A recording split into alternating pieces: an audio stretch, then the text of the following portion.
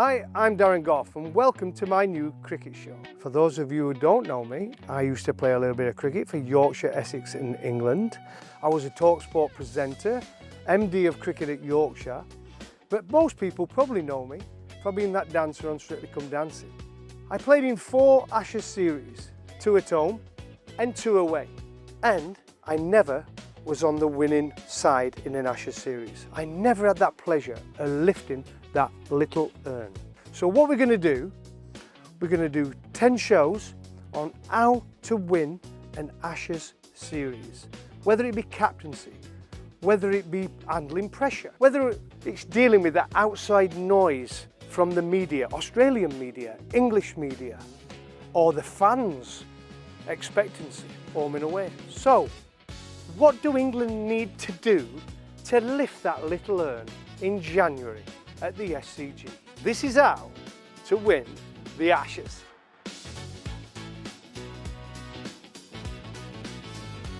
On today's show, I'm going to talk about spinners. First up, let's hear from one of my old teammates, former England spinner Phil Tufnell, who's had his say when in the studio with Paul Hawksby and Andy Jacobs. I mean, they talk a lot about ceilings of players now, don't they? You know, about where can they go, where can they see themselves in 2, 3, 4 years. And I think that what they've seen with Shoaib is that he's got a very, big ceiling. His best ball is a really good ball, but he's got to work. He's got to work on his consistency. He's got to sort of try and bowl maidens, but when he gets in his slot, he can bowl balls that are going to get you out. And I think that they think also, because he's so tall and his high release point, is that on these Australian pitches that he might get that bit of bounce, a little bit like a Nathan Lyon, who bowls that sort of overspin. Fantastic bowler. I remember when he started, everyone sort of took the mickey out. He was just the groundsman. 500 test wickets later. He's just got better and better and better in his career. He's a terrific bowler. Yeah, so I think that's perhaps why they sort of wanted a like for like of a kind of a similar kind of bowler to Nathan, but I don't think spin's going to play much part of it, actually. Not at all. No, doesn't sound like it. I mean, Perth, perhaps going to pick a spinner. That's why they've perhaps taken Jacks. As that sort of like bloke who can come in 7 or 8 and give it an absolute smoke. Yeah. And bowls pretty decent off his day-night cricket at Brisbane. Spinner's perhaps not going to bowl. So I don't know whether spin's going to be where the Ashes is won and lost. So that's Phil's take, but what about a man who talks like he took 200 test wickets? Our very own Jarrod Kimber. So Jarrod, okay, bowled a bit of spin yourself. Not very well. I know, and that's why I'm bringing you into it. The importance of spin when you're playing in an Ashes series. In fact, any test match, but we're talking about the Ashes because that's what's coming up. And I'll tell you my first thoughts of it, because I think the teams I played in the 90s were, I felt like, we never had a spinner who could win a series. We had spinners who now and again get 5 for. Someone like a Tufnell, he'd have his day out, and it'd be absolutely magnificent, and bowl a team out in 1 innings, and we'd suddenly win a test match. Normally when we'd lost the Ashes. But when we played against Australia, I always felt they had a spinner, as well as good seamers, who could bowl us out consistently. If it wasn't Warne, it was McGill. So they had 2 unbelievable leg spinners. So I always felt we were against it from the off.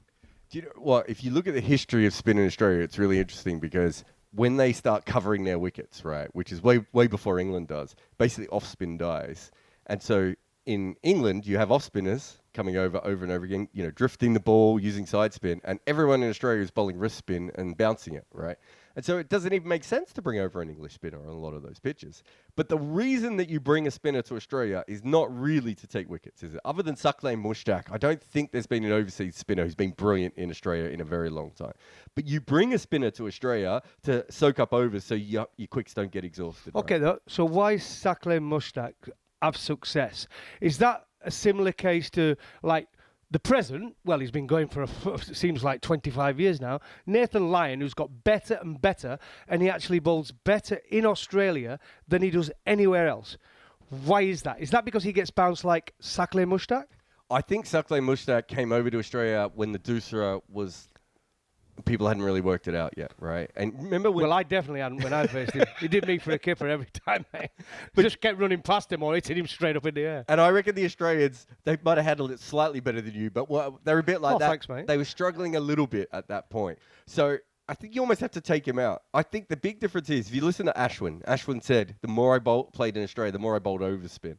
And that's what Nathan Lyon does. So Nathan Lyon gets most of his wickets from the extra bounce. If you try and come down, the ball's dropped before you and then it's bounced up, or he hits you on the glove, and those sorts of things. Most spinners anywhere in the world are trying to get side spin. So it's automatically set up more for a wrist spinner, because wrist spinners gets more top spin and bounce. So someone like Adil Rashid, who for some reason didn't want to play Test cricket or go to Australia, because I think, having played with him myself and captained him, I would have loved him to be in my Ashes squad.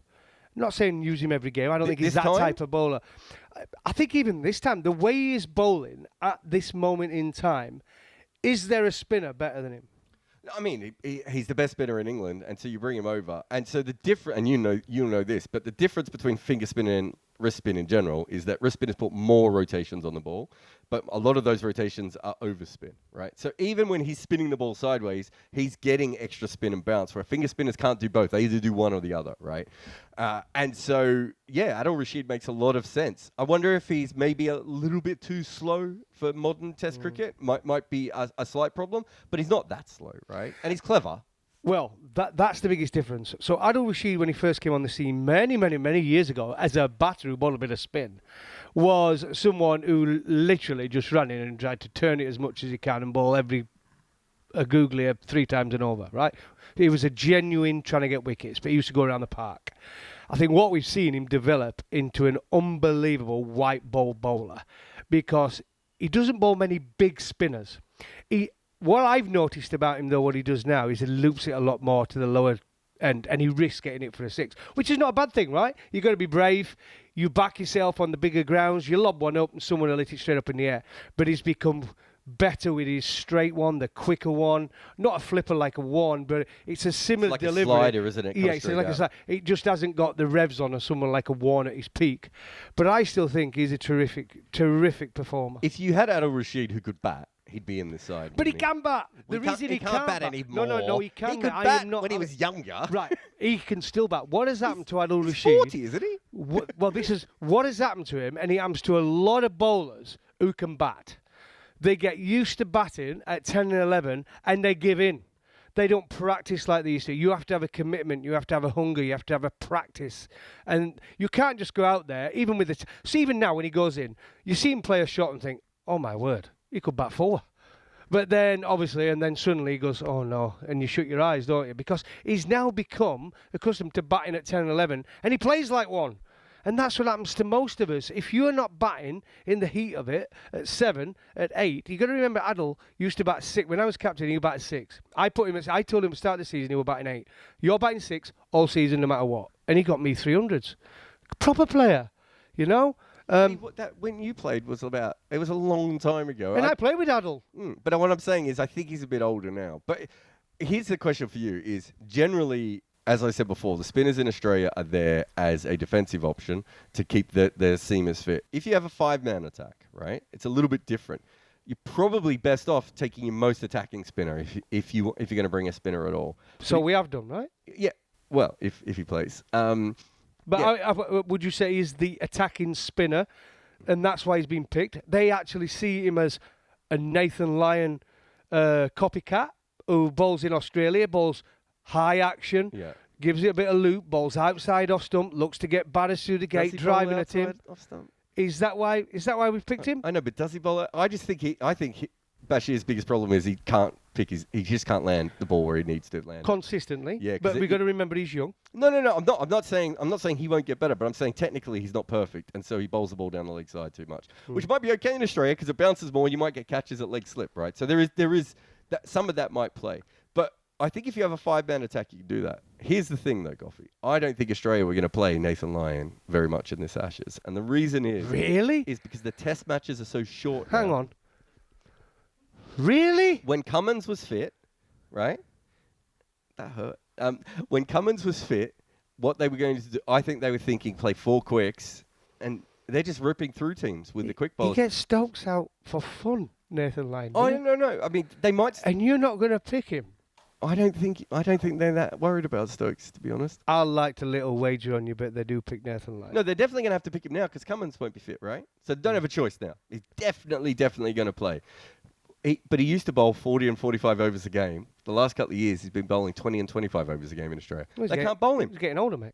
No, they don't have a time to bowl him. They've already bowled the other teams out. Look at the pitches. Well, yeah, that's the biggest thing, though. So I think that's a big call on this because I think we've talked about this before, me and you, but the pitches in Australia this last few years, you've seen medium pace quicks, right? Not fast.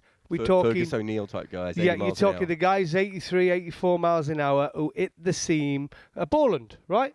Just cleaning up in grade cricket because the pitchers have been responsive to swing and seam. And I've been watching this round of matches now in the Shield. Some of the deliveries, unplayable. I think the ball moves almost as much now in Shield cricket as it does in county cricket. Like, it is ridiculous, those wickets. So, when do you bowl your spinner? Right, and that's the problem for Lyon. I think the age thing. I think you got a point. I don't think that's why he's bowled fewer overs, but I think that's why he's been less effective. But they're also looking at it going, why would we give him the ball? We could just chuck it to Boland or Stark or Hazelwood. They're going to take a wicket. Whereas in the old days, it would take those guys longer to take wickets because the pitches were flatter. So if your idea is you need to take over a holding spinner, I think you're wrong.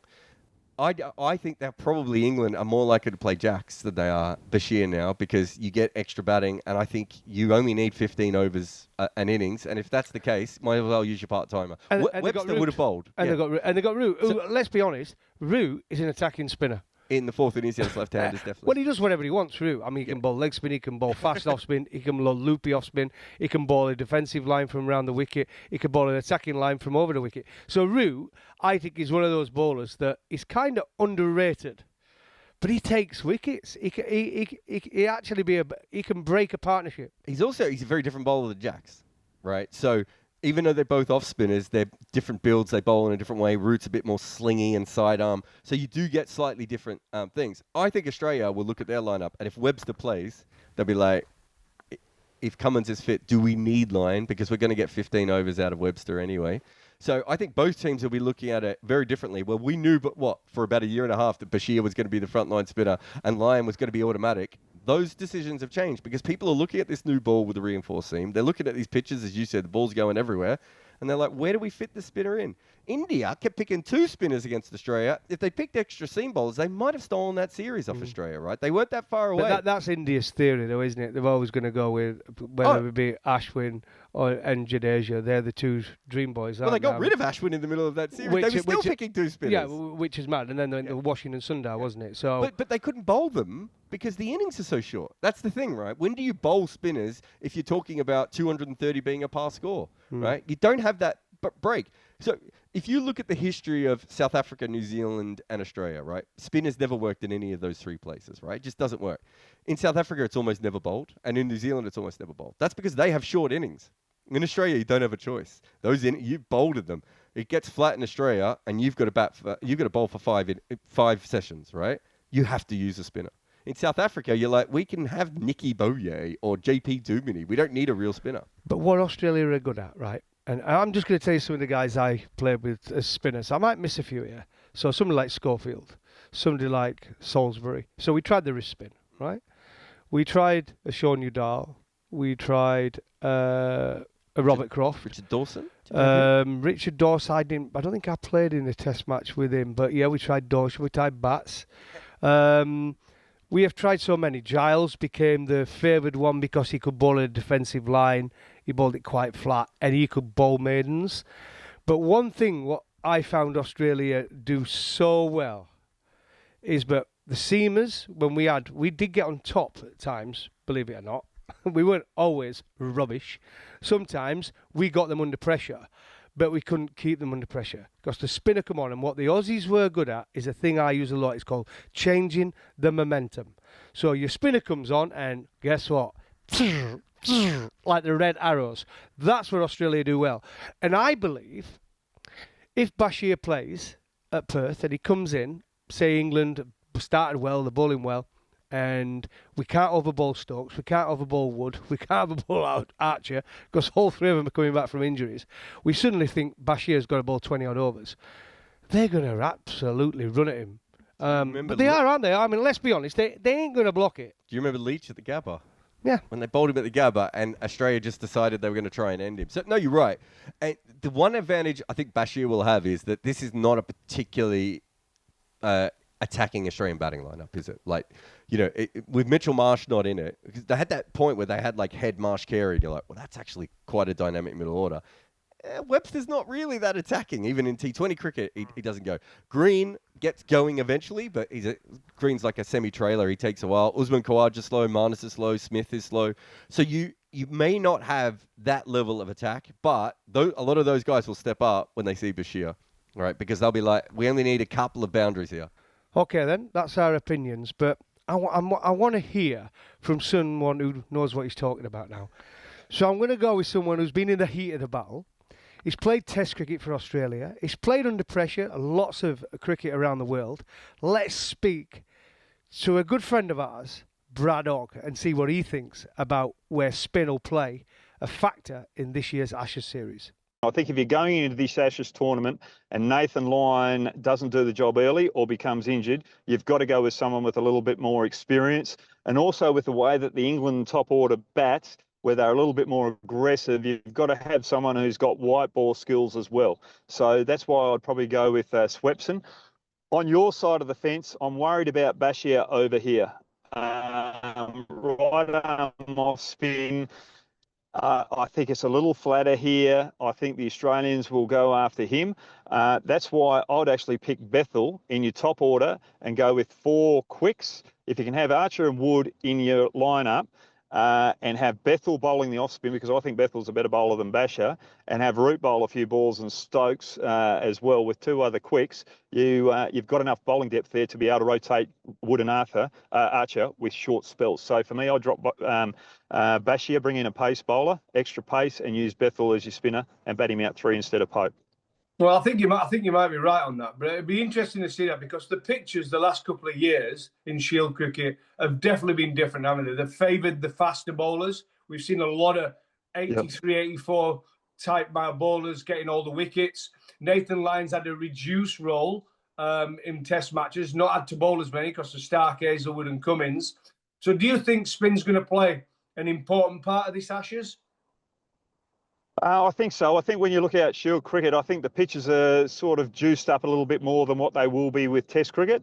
That's so that we can get results in 4 days rather than try and span it out for a 5-day Test match. So the wickets are slightly different in that regard, but spin still plays a role. You had Ashley Giles coming over in your time.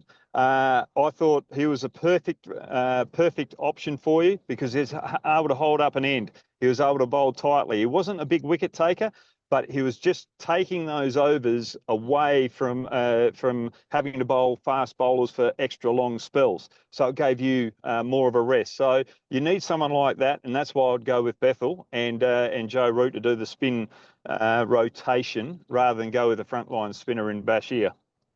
Well, I think that's what England have tried to do, though, haven't they, mate? I mean, because we've always had a spinner that's been there just to hold up an end and give the seamers a rest. But I think England are really going down this Bashir route because they think he's that spinner of a Nathan Lyon type, not as good as him yet, obviously, who bowls an attacking line, and he might actually take wickets. He might go for runs, but he actually might take some wickets. But I'm kind of with you. I don't think he'll play in that first test, definitely in Perth. But it'll be interesting whether England suddenly, after playing him in all them Test matches, suddenly decide to go down a different route, whether it be Bethel, Root, or Will Jacks. Yeah, well, Will Jacks is an interesting candidate as well. But I'd still go with Bethel. I think he's very relaxed as a batsman. Nothing really seems to faze him. And with the bowling, I think he's up for it. I just think he's got good work ethic, and I like the way that he approaches the game of cricket, and I think he'll be a tough campaigner over here in Australia. Yeah, and I think with Nathan Lyon as well, we have got a few left-handers. We've got Ducky who plays spin well. You've seen how he gets low, likes the sweep, reverse sweep. We got Stokesy. But Nathan Lyon's always kind of tormented Stokesy a little bit, hasn't he? Especially when he first comes to the crease. I think that's going to be a big battle throughout this series. Yeah, definitely. And I think I like Duckett as well, playing spin. I like the way that he sweeps and it makes line bowl a little bit shorter. Then he can get back and cut the ball.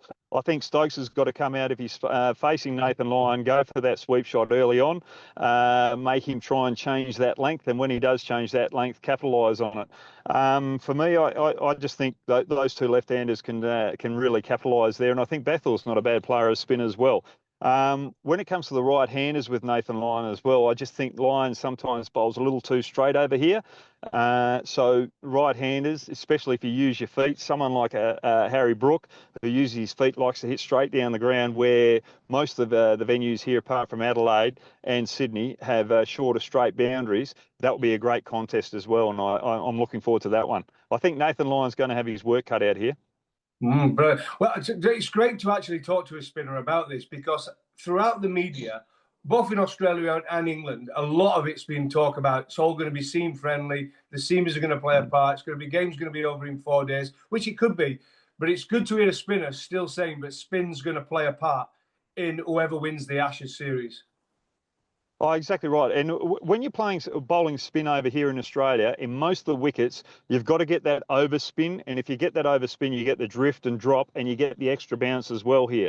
So you're looking to get that extra bounce, hit the bat higher up, and get those little inside edges off the shoulder where you get your bat pads. So that's why Nathan Lyon is so good. He can be tight, but he gets so many revs on the ball where he's getting that drift and drop, which makes him a hard campaigner to face as well. And that's what I don't see with Bashir at the present moment.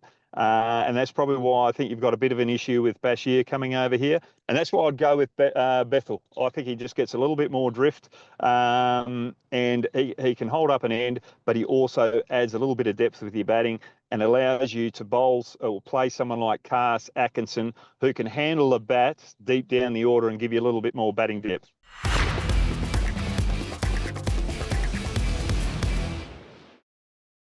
So we can't go on a spin debate and chatting about the importance of Ashes series and what spin plays without the king himself, talking about Shane Warne, right? I played against him most of my career. In fact, all of my test. You were in the hat-trick, weren't you? I was in the hat-trick, of course. Too soon. Of course I was in the hat-trick. Why wouldn't I be? The middle one. I was one of his, how many wickets did he get? 700 odd? Yeah, he got a lot, right? So were you in there a couple of times? 10, I think. He got me out 10 times. But growing up, obviously, I watched Ashes cricket on TV, and I used to see Australian bowler Tim May, right? I played against Tim May as well, by the way. Greg Matthews before that, running in with his cap on and stuff like that. But then you look, Shane Warne come into that side and totally changed that test team and made them almost unbeatable for a long period of time. I'd be interested to know what you think about this, but I was talking to someone the other day. You could make a claim that at certain times during his career, he was the best attacking bowler in the world. And sometimes even overlapping with that, he was the best defensive bowler in the world, right? So the amount of pressure that he kept on, occasionally you have like a Navjot Sidhu or a Sachin who was so quick on their feet they could get to him. And I think Jonty would put him off with the sweeps and reverse sweeps. Well, Lakshman and Tendulkar tucked into him in India, but that was just that. I mean, that was a special talent on a turning pitch as well, and that probably happened 4 times in his old Test career. That's what I think mean. Lara took him down in Australia once. Lara had a really good record and in the West Indies once. Yeah. So, but there was a handful of guys who could play him, but there wasn't really. Even within India, he wasn't. None of our guys could play him. I'll be honest with you. Well, the West Indies couldn't play him. New Zealand couldn't play him. South Africa, Pakistan couldn't play him. Even Sri Lanka struggled, right? Like Darryl Cullinan couldn't play him, definitely. Oh, Cullinan. And so he basically ruined Cullinan's career. Right? And he was a top player, by the way. Cullinan. That's a different. We'll do a whole podcast on that one day. But I agree. But the thing with Warne is that outside of a couple of those Indian guys and Lara and Jonty Rhodes, basically no one could score off him, right? So he's creating incredible pressure for you. You don't know what shots you're going to play. And then you've got, especially later in his career, probably a little bit, towards the end of your career, he can beat you on the outside edge anytime he wants. But also, once he gets that slider working, and you can't tell if he's bowling a leggy or a slider, he beats you on the inside, right? LBW every single time, mate. Or caught on the boundary trying to sweep him. Because his biggest asset for me, not just the ability to bowl spin and that flipper at his peak in 93, 94, 95, which was ridiculous, is cricketing brain was so far ahead of anyone else on the field. He's an absolute genius. You used to sit down and talk to Warne, and it was like going back to school in front of your teacher there, and because you're listening thinking, he's right, he's opinionated, but he's right. I hate the fact he's right. And he believes he's right. Everything he says, you almost can't argue with him. He's a genius. And you think about the best bowlers of all time, so Malcolm Marshall's thought to be one of the best seamers ever, right? And you go back and you watch Malcolm Marshall, and he's short, and he skids the ball in, and he swings it into middle and leg stump, and then when he straightens it, it either hits the outside edge or it hits the outside of off. So the best bowlers of all time usually can either get you bowled LBW or caught behind off similar deliveries. And that's what Warne's doing. And then on top of that, you're not scoring off him, right? There's no release shot. So he completely warps how we think about spinners in the Ashes. There wasn't someone like Warne before Warne, and with all due respect to Nathan Lyon, who I think's had a fantastic career, he's not Warne. It's not the same. I agree with that, by the way. But can I just mention what I think he deserves a mention? Purely because I think in any other era, if he wasn't the understudy to Shane Warne, I think McGill was a totally different bowler, by the way. A more attacking type bowler. Not a defensive bowler. Not a defensive bowler. But he absolutely gave it big turn, right? And they captained him really well. They gave him a man out on the boundary till he got going. And I did a similar thing with Adil Rashid when I captained him. You give him the cover to start with because he always starts badly. But I'll tell you what, in any other era, he would have got what did he get, 250 test wickets? Yeah, it's around 200, isn't it? Yeah, right. He could have easily had 500 test wickets for Australia if one wasn't around. It's ridiculous they had both of them at the same time. So with that, I think Warne is a cheat code and McGrath is a cheat code, right? Because you don't get Waqar Younis is one of the greatest attacking bowlers of all time, but Waqar Younis wasn't a particularly defensive bowler, right? So when you can combine those two things together, and I think that's what Warne was, and so there really hasn't been Swan and Lyon, I think, are fantastic bowlers, right? And McGill, as you just said, McGill's another one. And they just don't even compare to what Warne could be because he's two bowlers in one, right? And that's the real impact, that he's drying up an end and he's attacking at the same time. And there aren't many bowlers in the history of the game who can do that. So when we come to the conclusion of this and talking spin, I think we both agree, but spin can play a part, but it's your seamers that are going to win you the series in Australia. Any other time I would say that spinner is important because as a stock bowler, right at the moment, I think they'll play little parts, but I don't think they'll make a major impact in this series. And just quickly on that then, so the pitches where spin will play a part, Perth? No? Well, Perth has the bounce. Yeah. And Perth can get a bit flat at times, so maybe. Brisbane Day United, no. No, definitely not. Adelaide goes lower as the game goes on. I think the seamers are in the game more in the second innings than anything. Yeah, Adelaide traditionally was good for spin, not as great these days. And so Melbourne, seam, again. Yep. And then Sydney is the only place, traditionally, two spinners, time to fill your boots. And Sydney doesn't spin anymore. Sydney hasn't spun for about 10 years since they fixed that wicket either. So you need a spinner at Sydney, I think, more than any other ground still. But you don't want to pick two spinners for Sydney. So of the 34 players England have got out there, with the Lions and the Test squad, we might as well say the spinners ain't going to play. Probably play two Test matches. Play a part in two Test matches. If you've got a five-man attack, I think you could still juggle it so that you have someone who can bowl spin. But as you said, Joe Root is so good with that, and Will Jacks maybe is the other option. Or Bethel. Then you got a left arm and an off spinner. I don't know about Bethel's bowling, but that's a whole different podcast. Did you see him bowling at the Oval? Looked like he was made of Meccano. Well, we're not 100% sure of his batting, the longer format, right? We know he's got a ridiculous talent and he can play some wonderful, wonderful shots. But none of us actually know. No. But look, they've got little guys who can do roles, and maybe that's enough. Honestly, the way that cricket has been played in Australia the last 3-4 years, I don't think you need the spinner to be the star. Well, watch this space. Spin is going to win the Ashes.